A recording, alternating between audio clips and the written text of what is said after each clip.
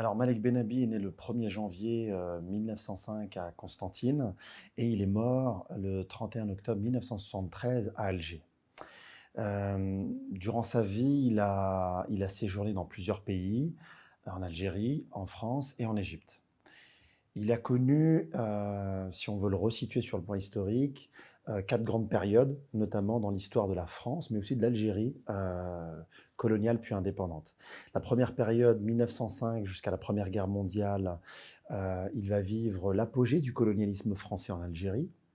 Ensuite, il va vivre également cette deuxième période de l'éveil de la conscience musulmane dans l'entre-deux-guerres. Puis, après la Seconde Guerre mondiale, il va participer et commence à écrire en tant qu'écrivain durant cette émergence du mouvement national algérien et cette lutte pour l'indépendance nationale. Et enfin, cette période allant de 1962 à 1973, l'indépendance de l'Algérie et la reconstruction du pays. Historiquement, il est contemporain, il est en débat avec des écrivains comme Albert Camus, mais aussi Kateb Yassine. Il est également en lien contemporain et en débat avec des idéologues comme Frantz Fanon, mais aussi Ali Shariati. Il est également contemporain en débat avec des islamologues comme Louis Massignon et aussi le Cheikh Dras de l'Université d'Al-Azhar. Et enfin, il est aussi en lien avec des imams et des penseurs réformistes, mais en même temps dans une démarche comme Al-Fassi au Maroc, mais le Cheikh Ibn Badis.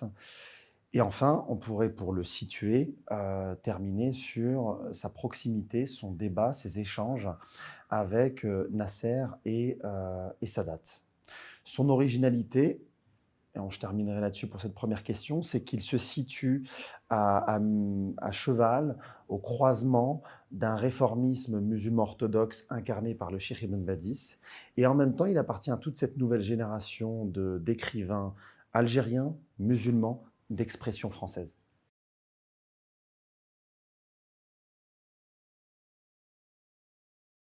Alors, pourquoi je me suis intéressé à sa vie? C'est que j'ai d'abord découvert l'œuvre avant de connaître les éléments biographiques de sa vie et sa pensée m'a paru très actuelle. J'ai naïvement pensé qu'il était encore en vie, parce que je ne le connaissais pas. Et je me suis rendu compte que non seulement il était mort depuis déjà plus d'une trentaine d'années, mais que sa pensée, elle était d'actualité.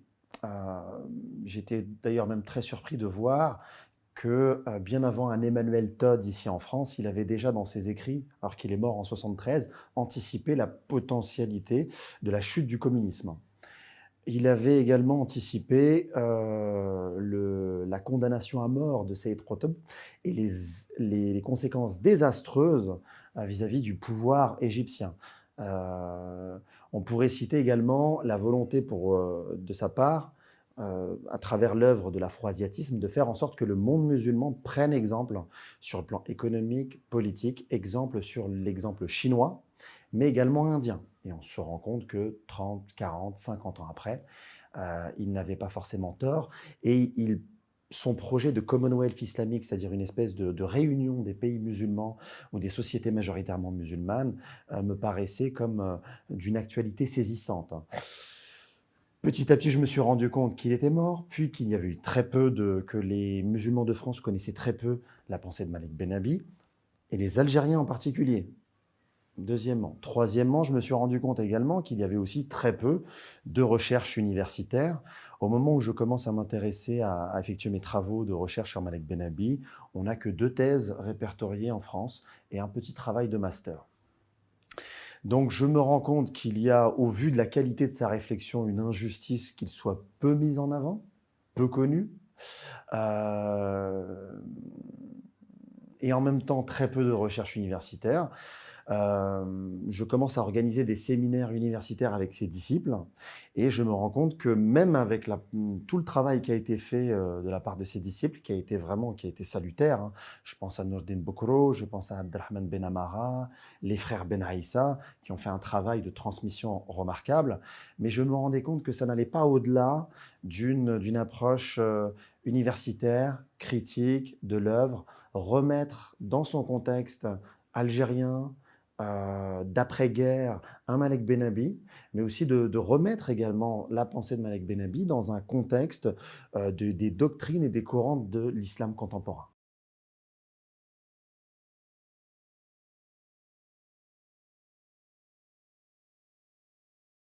La méconnaissance peut s'expliquer historiquement. Tout d'abord, Malek Benabi, alors qu'il donnait un titre générique à son œuvre, Les problèmes de civilisation ou de la civilisation, euh, son troisième ouvrage, en 1949, Les conditions de la Renaissance, lui permet véritablement de rentrer dans le, dans le, la vie intellectuelle algérienne, donc une société colonisée par la France.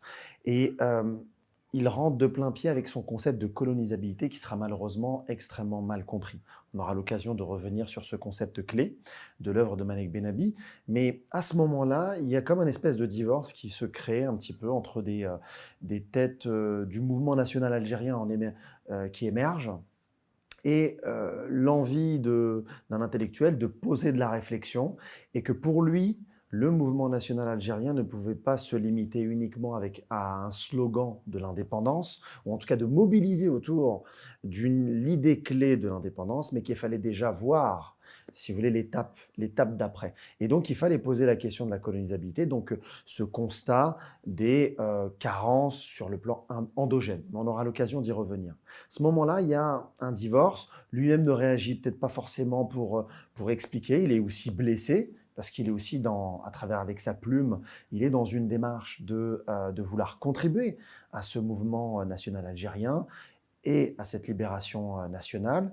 Mais on va considérer que ce concept finalement, est une forme euh, je donnerai l'image d'un chèque signé en faveur du colonialisme, d'une concession en forme du colonialisme. Et là, il y a une distance qui s'effectue. Et là, on a un Malek Benabi qui est dont sa pensée est extrêmement bien reçue dans le monde musulman, mais moins bien dans la société algérienne, et notamment auprès de ce mouvement national algérien, puis du FLN.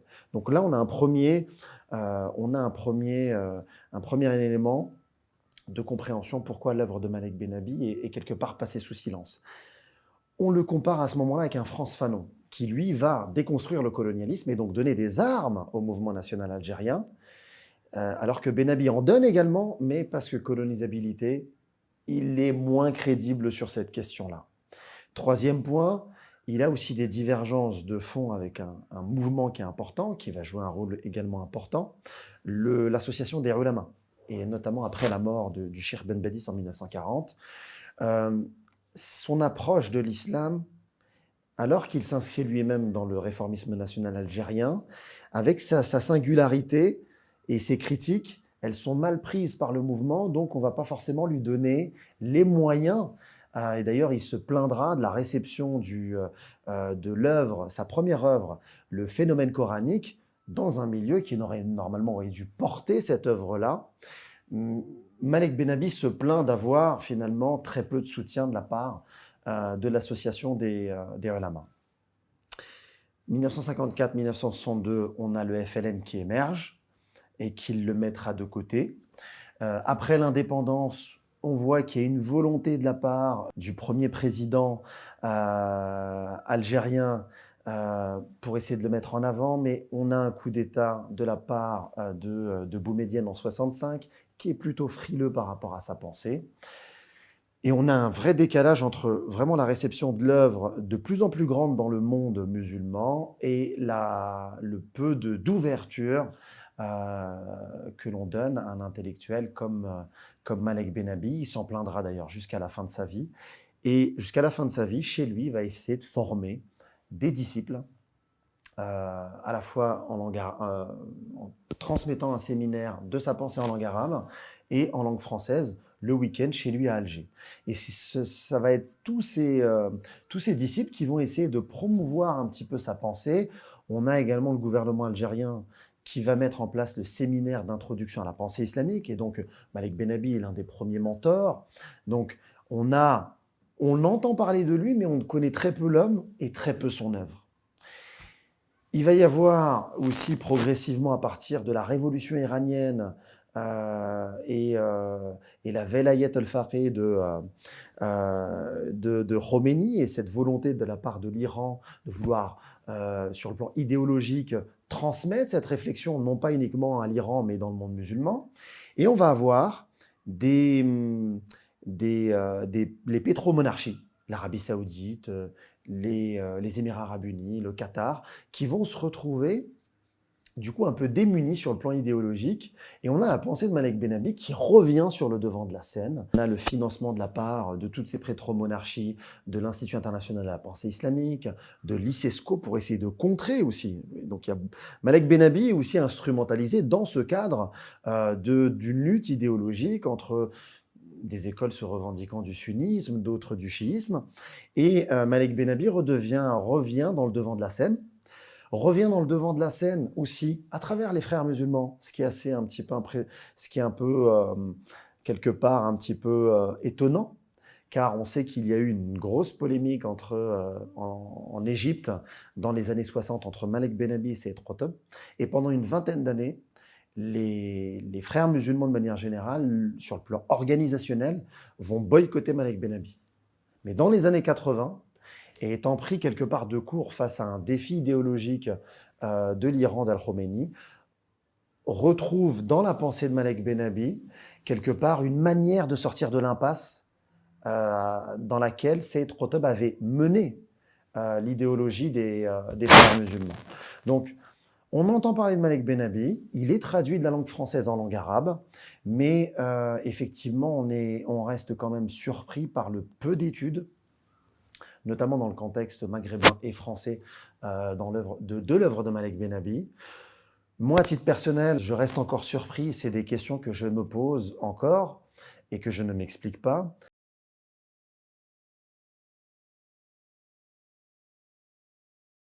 Alors les idées et les concepts clés de la pensée de Malek Benabbi s'inscrivent dans un contexte. Malek Benabbi émerge et commence à penser dans une société colonisée dans laquelle l'idée très présente, notamment à partir du centième anniversaire de la colonisation française en Algérie, donc à partir de vraiment dans les débuts des années 30, on a cette idée que l'islam serait responsable du retard civilisationnel du monde musulman, donc de l'Algérie, et que dans une idée, une approche très hégélienne de l'histoire, parfois même un peu contiste, il y a cette idée que l'islam, les musulmans doivent s'éloigner de l'islam pour retrouver un petit peu pour relancer sur le plan civilisationnel, en tout cas refaire l'histoire à nouveau. Il y a un besoin pour le monde musulman de s'éloigner de l'islam. Et lui partira, si vous voulez, à contre-courant.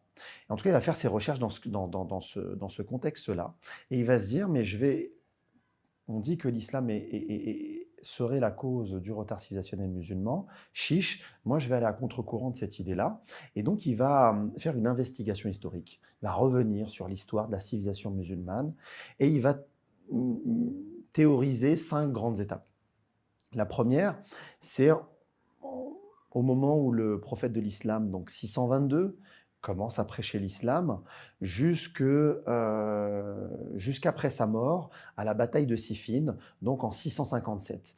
Et on a pendant environ entre 3 à 4 décennies, on a ce qu'il va théoriser comme la phase de l'âme. C'est-à-dire que les musulmans sont portés par un élan spirituel irrésistible. Cet élan spirituel crée une identité spirituelle et une cohésion dans cette société musulmane, et en particulier à partir de l'expérience médinoise du temps du prophète de l'islam. Premier point. Deuxième point, la bataille de Siffin arrivant, on a la conscience et la société musulmane qui se divisent en deux, selon lui. Et donc, on va avoir d'un côté les partisans de Ali et les partisans de Muawiyah. Et pour lui, le fait que des compagnons du prophète de l'islam, qui étaient morts il y a à peine une vingtaine d'années, qu'ils puissent s'entre-déchirer de la sorte, pour lui, il va quelque part considérer que c'est la conscience musulmane, la société musulmane qui se déchire.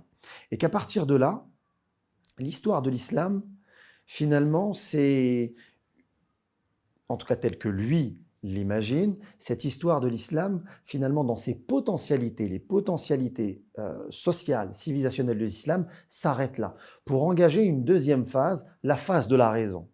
Et pour lui, la bataille de Siffin met fin à un âge d'or de l'islam. Et là, on voit la perspective très réformiste qui considère que, hors la période des du prophète de l'islam et des 4 califes, le monde musulman rentre déjà finalement dans une forme de décadence. Lui considérera qu'à partir de 657 jusqu'au milieu du XIIIe siècle, donc à la fois la chute de Bagdad, puis dans le côté occidental du monde musulman, la chute des Almohades, donc 1258, chute de Bagdad, 1269, la chute de la dynastie des Almohades. On a finalement le monde musulman qui est touché dans son Orient et dans son Occident, et qu'à partir de ce moment-là, on rentre dans une troisième phase, la phase du déclin, la phase des instincts primitifs, la phase où la société musulmane se désagrège. C'est intéressant aussi, je reviens sur la phase 2, Cordoue et Bagdad ne sont pas des summums de la civilisation pour lui. C'est important de le rappeler. La phase 3, pour lui, la société musulmane se désagrège progressivement.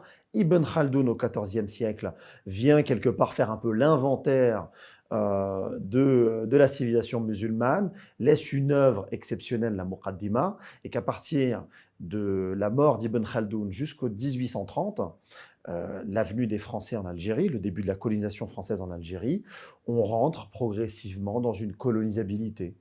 Et on ne parle jamais de l'Empire ottoman et on ne parle jamais des confréries soufis, si ce n'est pour considérer que le soufisme est en fait finalement serait représenté par finalement le maraboutisme, et donc c'est une manière de décrédibiliser quelque part le soufisme et le mysticisme de manière générale, et de considérer qu'à partir du moment où dans le monde musulman nous avons des confréries soufis, c'est aussi un déclin supplémentaire du monde musulman. Quatrième période, c'est là aussi où dans son analyse de la philosophie de l'histoire, il va à contre-courant. La colonisation arrive dans un contexte et vient à son insu. Il considère que le colonialisme vient à son insu, quelque part faire craquer une société décadente, une société musulmane, algérienne, maghrébine, décadente, et que le colonialisme joue à son insu un rôle salvateur, c'est qu'il vient mettre un coup de pied dans la fourmilière, si je peux me permettre l'expression.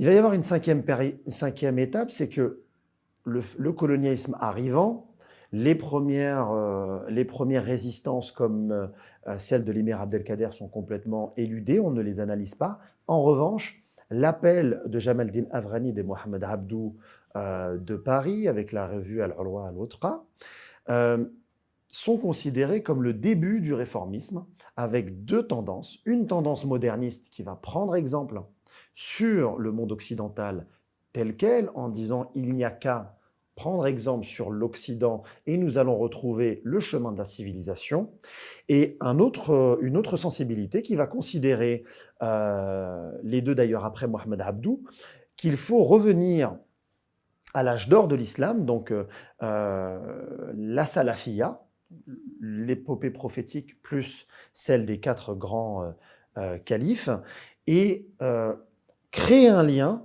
et reconnecter avec la civilisation telle qu'on l'entend depuis Turgot au XVIIIe siècle en Europe, et notamment dans la philosophie des Lumières. Donc c'est intéressant de voir que lui, il analyse ces 5 périodes-là, et dans son livre « Les conditions de la Renaissance et vocation de l'islam », il considère que ces deux sensibilités de l'islam ne vont pas assez loin dans leur réflexion.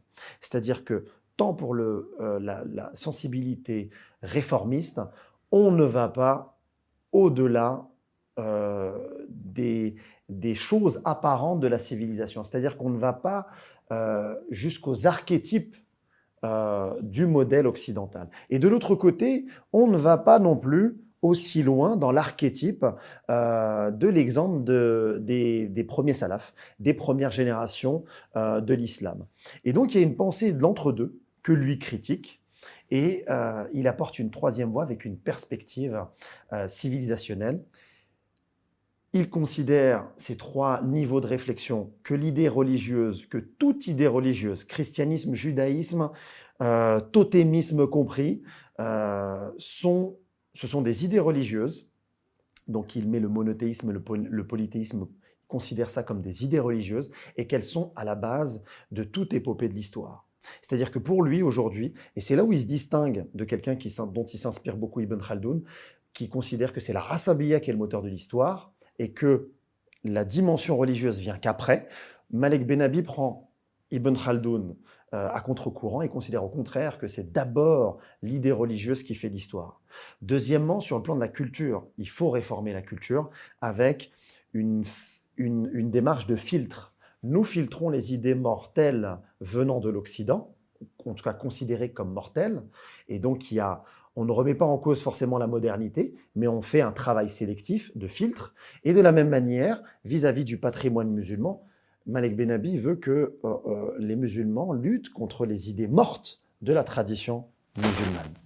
Et enfin, cette perspective civilisationnelle, comment, dans une Algérie colonisée et dans un monde musulman qui est aussi encore colonisé, en tout cas le Maghreb, comment proposer un projet de société qui soit dans une perspective civilisationnelle, mais également, dans un deuxième temps, comment ce monde musulman et l'islam en tant que message spirituel, comment peuvent-ils contribuer à une civilisation musulmane qui est à l'œuvre et contribuer à l'enrichir tant intellectuellement que spirituellement.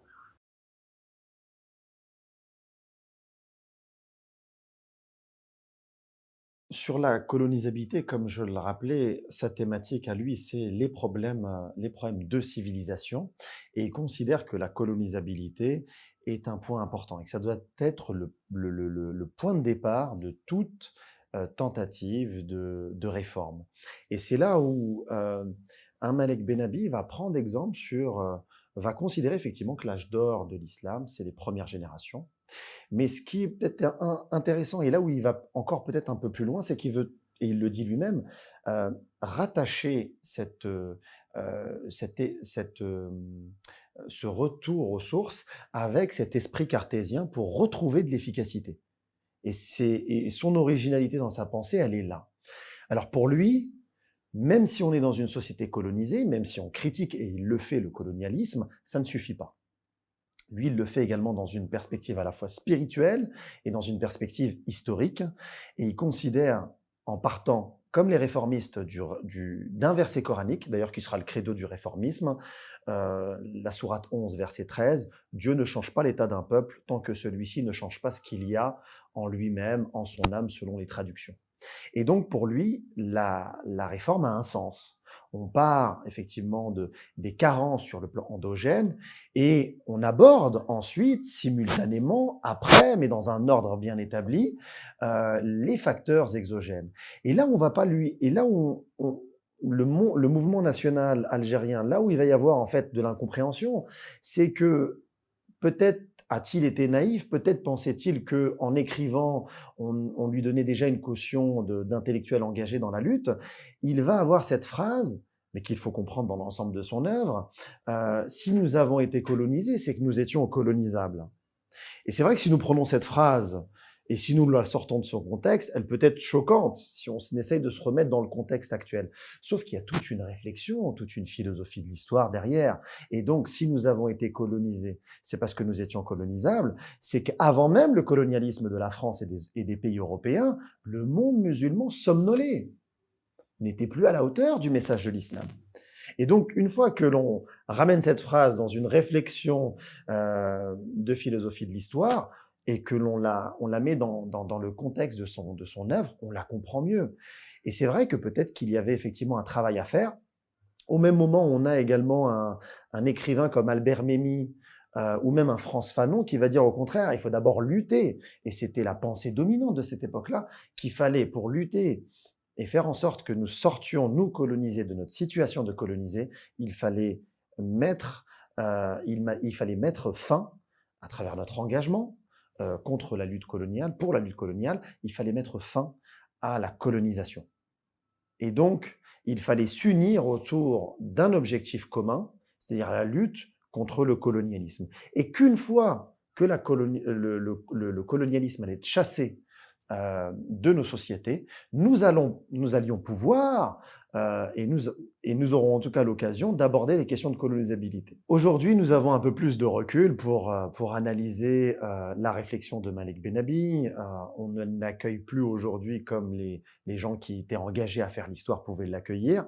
On se rend compte que aujourd'hui, en Algérie, même dans les pays musulmans, finalement, la question de la colonisabilité, de voir ce qui n'a pas un peu, à un moment donné, marché, sur le fait, effectivement, que les musulmans ont été dépassés sur le plan historique, alors qu'ils ont beaucoup contribué à la civilisation occidentale, ce sont des choses qui ne sont pas posées, même encore aujourd'hui, dans le monde musulman, en tout cas très peu.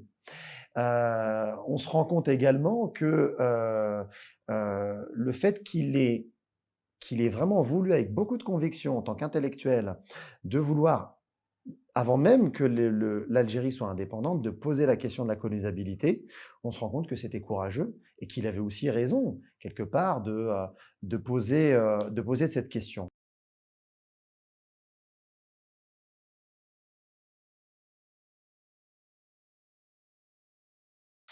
En vérité, la pensée de Malik Benabi, elle est gênante et on pourrait citer, pour différentes raisons, c'est une pensée qui reste gênante.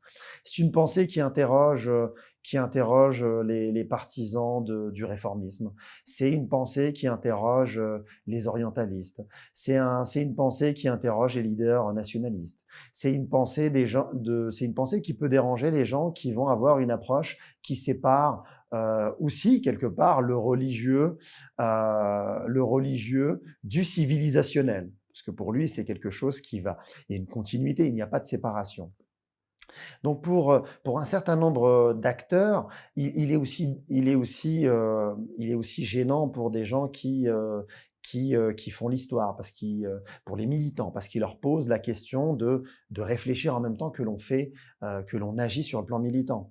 Malek Benabi, il avait une petite phrase un peu comme ça, très intéressante. Il a dit: aujourd'hui, les musulmans doivent éviter à la fois la pensée stérile, qui s'adresse aux élites du pays, mais en même temps l'action aveugle. Et là, il envoie quelque part, c'est aussi une critique vis-à-vis du mouvement national et tous ces mouvements nationaux dans les sociétés musulmanes, de se dire attention, il faut des espaces de réflexion.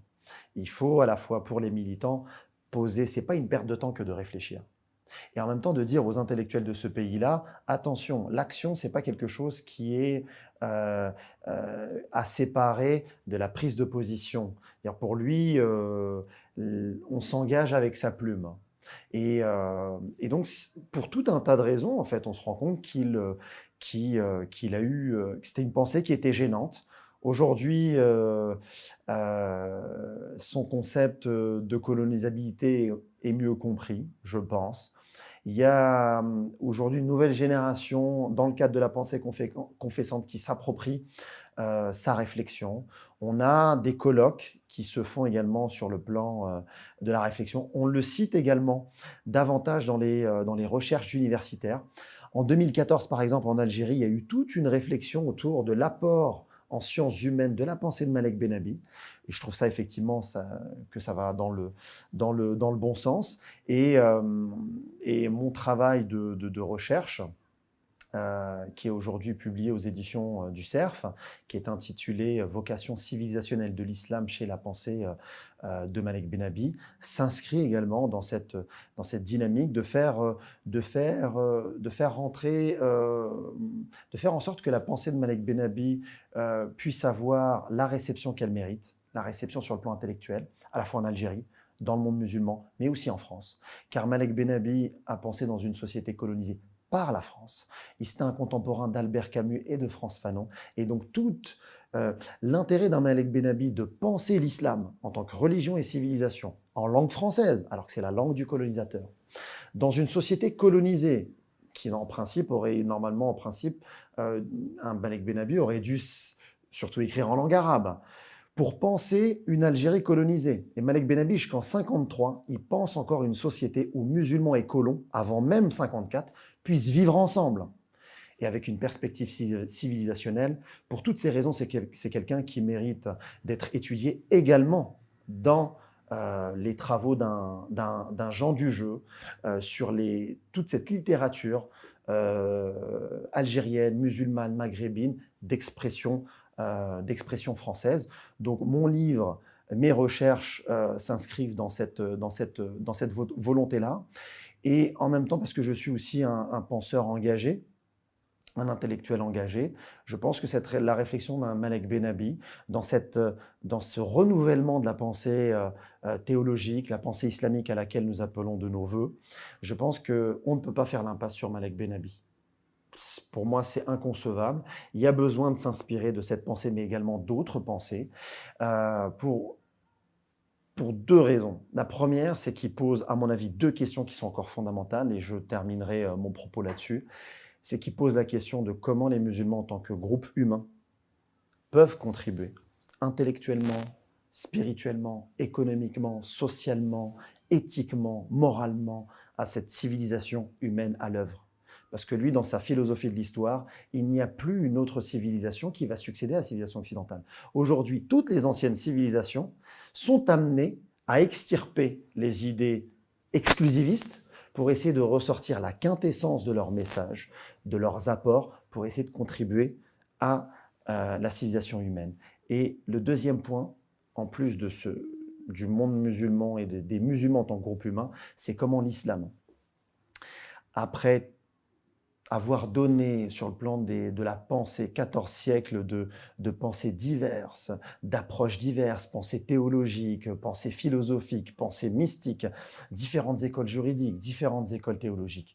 Comment nous sommes capables, quelque part, de sortir l'idée religieuse de sa triple, voire quadruple gang philosophique, mystique, théologique, juridique, comment extraire la quintessence de l'islam et de faire en sorte que l'islam soit un message qui s'adresse à l'ensemble de l'humanité.